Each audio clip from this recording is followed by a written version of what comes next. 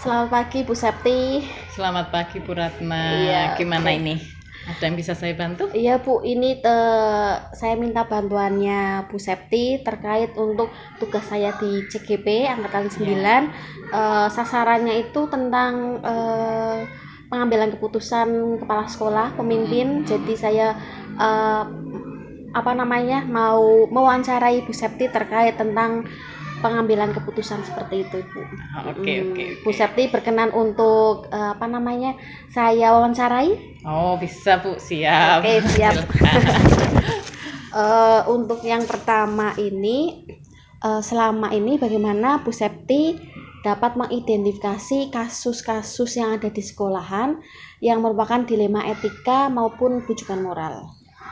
Kalau selama ini ya, kalau misalkan terjadi kasus-kasus di sekolah seperti itu biasanya kami kan kalau ada kasus tidak mungkin kan saya langsung menyelesaikan gitu kan. Lah, kalau mengidentifikasinya itu biasanya kita ngobrol dengan guru-guru dulu gitu kan. Ini kasusnya ada seperti ini, nanti dampaknya seperti apa gitu. Jadi kita bisa memilah apakah ini termasuknya ke dilema etika, ini masuknya ke kasus yang lain seperti itu. Apa harus bujukan moral atau dilema etika yang kita ambil seperti itu. Berarti dengan cara kayak ngobrol dulu. Iya, ngobrol dulu sama guru-guru terkait kasus yang akan kita jalankan seperti itu kan. Apa yang akan kita selesaikan, nanti tindakannya seperti apa. Seperti itu Bu Ratna. Terus selama ini kepemimpinannya Bu Septi, adakah kasus yang menjadi ini bujukan moral, ini dilema etika?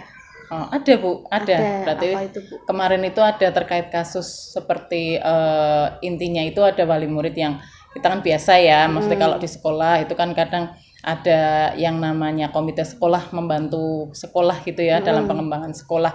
Nah itu ada wali murid yang merasa bahwa dia itu kurang mampu seperti itu. Jadi dia meminta haknya itu supaya tidak sama dengan yang lain atau mungkin paribahasan minta digratiskan seperti itu, tidak seperti yang lain. Sementara kalau hal itu kita lakukan kan berarti itu dapat mengundang rasa iri ya Bu ya dari kecemburuan sosial dari wali murid yang lain seperti itu. Kemarin ada kasus seperti itu. Berarti ingin dispesialkan? Iya, seperti itu. Maksudnya dia pengennya itu merasa bahwa saya nggak mampu, saya harusnya nggak usah kan seperti itu. Tapi kan karena itu sudah komite kan ya, yang bukan kita yang meminta, karena itu dari komite kan secara otomatis berarti itu kesepakatan bersama yang memang harus dijalankan seperti itu. Itu kemarin terjadi itu di sekolah ini. Terus bagaimana Bu Septi menjalankan pengambilan keputusan di sekolah, terutama untuk kasus yang dua kepentingan sama-sama benar atau sama-sama mengandung nilai kebajikan? Kalau untuk mengambil keputusan itu biasanya saya berkomunikasi dengan warga sekolah nggih. Itu biasanya saya meminta pendapat dari guru-guru, saya kumpulkan dulu guru-guru atau kalau mungkin perlu kalau itu melibatkan komite ya komite kita libatkan untuk mengambil keputusan tersebut. Ya kita kan harus tahu ya Bu ya, maksudnya ini kalau kita mengambil keputusan A dampaknya seperti apa, kita mengambil keputusan B dampaknya seperti apa, kan seperti itu. Dan jangan sampai ada pihak yang dirugikan seperti itu.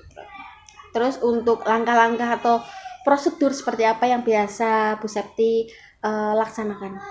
Kalau untuk prosedur biasanya kita berkomunikasi seperti yang saya jelaskan tadi ya, ketika ada masalah kita rapat, bicarakan dengan warga sekolah, kemudian kita analisis kasusnya itu sebenarnya seperti apa. Apakah kalau misalkan seperti kasus yang sudah saya tangani itu, misal berarti kasusnya ada model wali murid yang tidak mau atau mungkin dia keberatan dengan adanya pengumpulan dana seperti itu. Padahal itu kan kesepakatan wali murid sendiri ya, tapi karena mungkin 1-2 hal dia merasa keberatan. Nah, nanti setelah itu kita cari jalan keluarnya itu apa. Apakah kita mau serta-merta membebaskan atau bagaimana, ataukah kita mau mencari alternatif yang lain yang tentunya bahwa setiap kasus itu jangan sampai ada yang dirugikan dan jangan sampai kok menimbulkan kasus-kasus yang baru seperti itu. Iya. Berarti selesai di kasus tersebut ya? Iya, harus selesai. Kita juga mengambil jalan tengah yang terbaik untuk semua pihak tentunya seperti itu. Terus hal apa saja yang selama ini Bu Septi anggap efektif dalam pengambilan keputusan?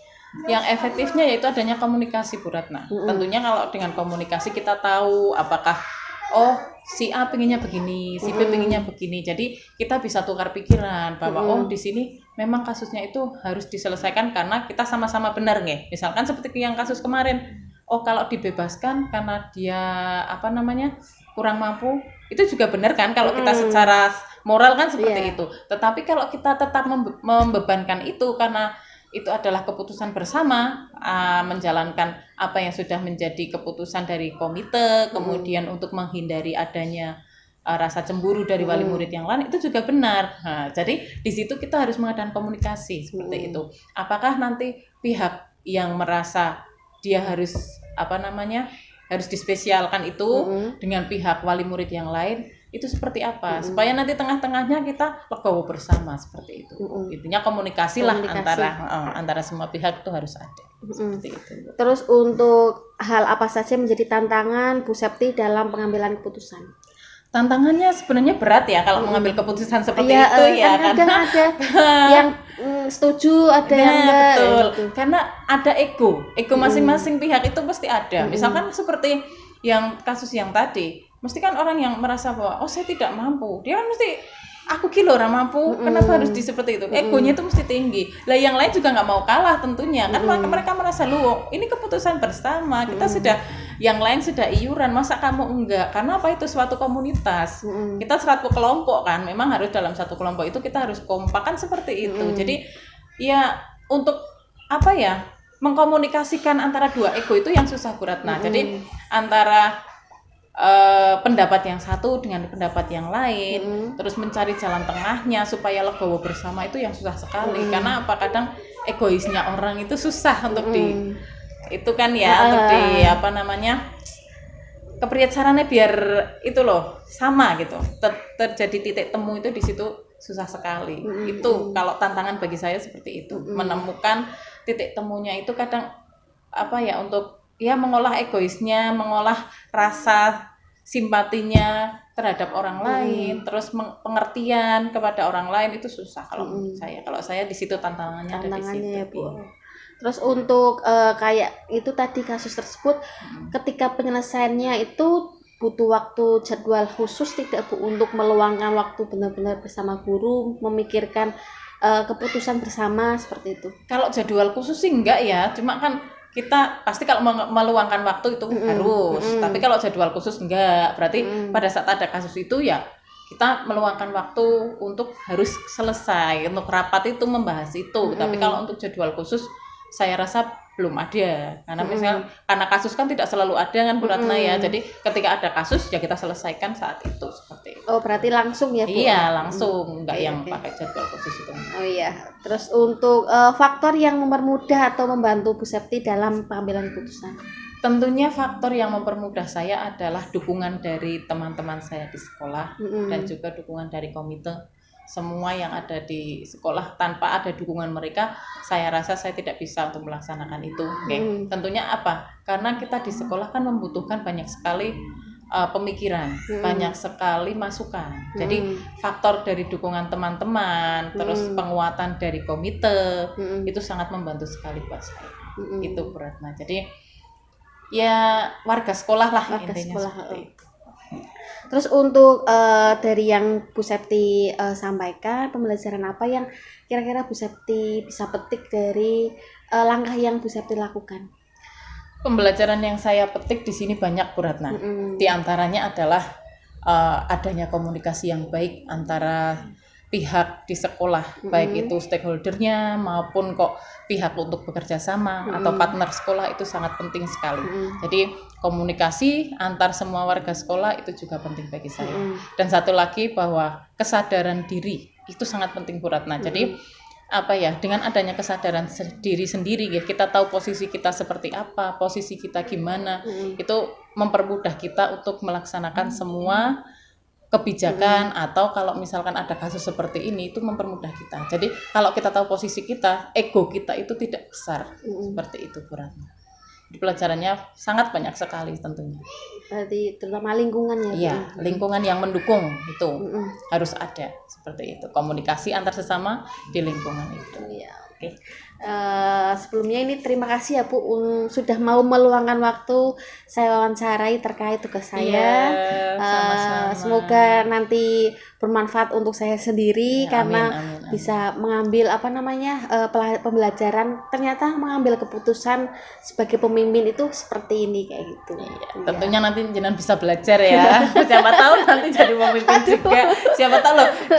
Siapa tahu di kelas juga ada nanti kasusnya bisa tahu caranya. Gitu. Iya. Oke Bu, siap laksanakan. Terima kasih ya Bu. Iya, sama-sama. Iya.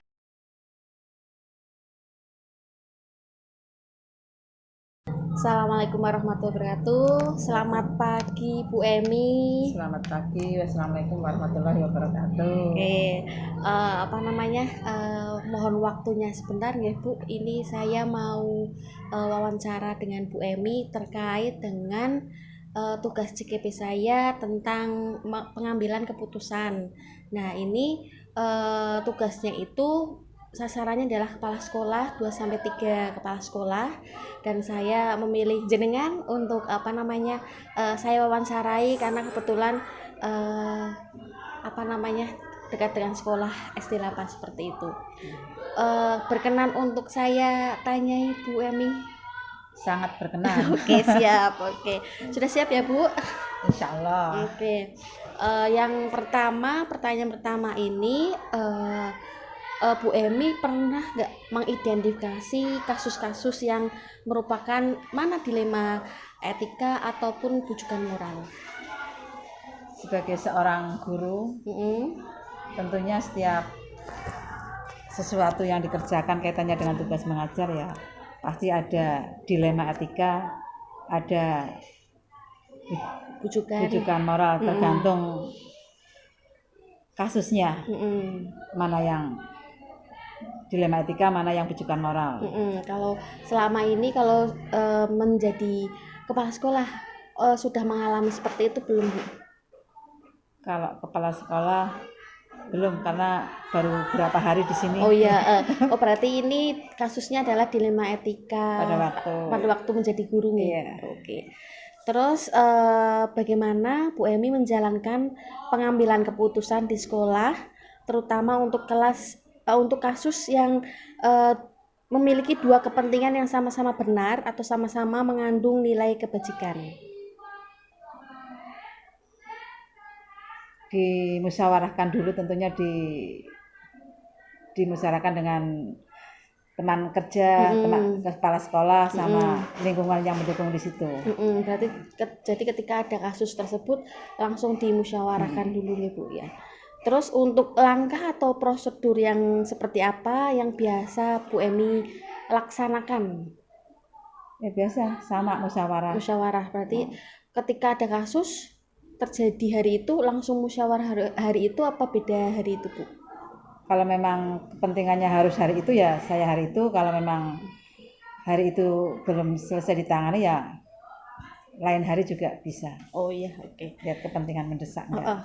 Terus untuk hal-hal apa saja yang selama ini Bu Emi anggap efektif dalam pengambilan keputusan? Ya dengan cara dimusyawarahkan, komunikasi tentunya biar gamblang semuanya. Jadi kita mengambil langkah berikutnya itu tepat. Berarti intinya harus ada komunikasi ya Bu. Terus untuk tantangan dalam pengambilan keputusan seperti kasus-kasus tersebut apa Bu? Tantangannya kadang kurangnya kesadaran tentang pentingnya pendidikan. Kadang orang tua juga, ya kalau orang tua yang menyadari ya itu kadang, itu tadi kurangnya kesadaran, sehingga kita kadang sulit untuk menjelaskan, untuk mengambil langkah. Iya, terus tadi kan Bu Emi ini baru beberapa bulan untuk jadi pemimpin. Tapi yang lebih seringnya adalah ketika dilema etika itu terjadi ketika menjadi guru. Ini kasusnya apa Bu? Contohnya? Yang jelas itu naik kelas, itu kasus menentukan kelas. KKM, naik kelas tuh. Kalau KKM sih nggak begitu kasus, cuma anak yang tidak bisa memenuhi KKM tapi harus naik, itu yang jadi dilema itu. Oh iya, biasanya itu di akhir-akhir ya Bu? Iya, kenaikan kelas terutama itu. Oke. Kalau untuk apa namanya, kalau semisal kayak tadi kasusnya menaikkan anak tapi dia nilainya kurang, itu Bu Emi butuh waktu khusus nggak, jadwal khusus untuk menyelesaikan, untuk memikirkan hal tersebut? Tidak sih, tapi ya tetap ada program ke situ. Berarti langsung ditangani, tapi tetap ada apa kayak proses ya Bu? Iya. Tidak langsung mengambil keputusan hari itu nggak naik kayak gitu. Tidak, harus ada fase-fase tertentu. Dari tahapan ya kayak Iya. gitu. Terus untuk faktor yang mempermudah atau membantu Bu Emi dalam pengambilan keputusan? Faktor-faktornya ya dari guru juga, dari orang tua, wali murid itu sendiri, dikasih tahu kebenarannya, biar langkah selanjutnya biar andaikan itu tidak mampu dia naik, ya harus bagaimana lah, ada perbaikan nantinya. Berarti komunikasi dengan orang tua. Terus kalau guru bagaimana Bu? Sama guru. Berarti Ya. terkait dengan nilai ya? Iya. Oke, kalau untuk dari semua hal yang telah disampaikan Bu Emi tentang kasus naik atau tidaknya anak, ini pembelajaran apa yang Bu Emi bisa petik dari pengalamannya Bu Emi sendiri selama menjadi guru? Ya, mempertimbangkan budaya lingkungan sekolah dalam mengambil keputusan. Dalam mengambil keputusan. Oke. Berarti lihat situasi ya Bu. Iya. Sama Lingkungan budaya sekitar sekolah sekitar. kita. Ya. Kalau dirasa kalau sekarang ini sekolahnya jenengan, kalau ketika mengambil keputusannya pakai langkah apa Bu? Komunikasi itu. Komunikasi sama musyawarah tadi ya Bu? Iya, sama guru-guru di sekolahan, terus sama wali murid. Kalau untuk kayak komite itu masuk nggak sih Bu? Masuk dalam musyawarah itu berarti ya? Iya. Oke.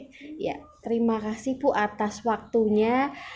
Ini saya wawancaranya tidak terlalu lama ya Bu. Iya. Karena mungkin nanti habis ini Bu Emi punya kesibukan tersendiri.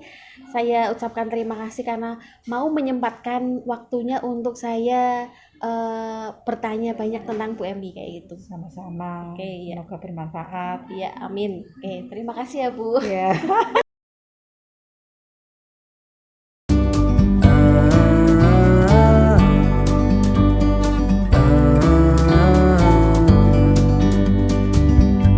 Sometimes you need to go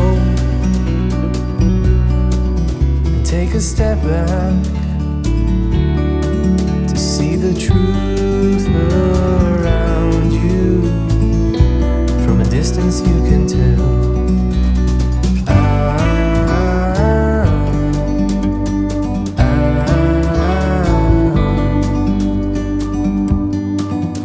You and me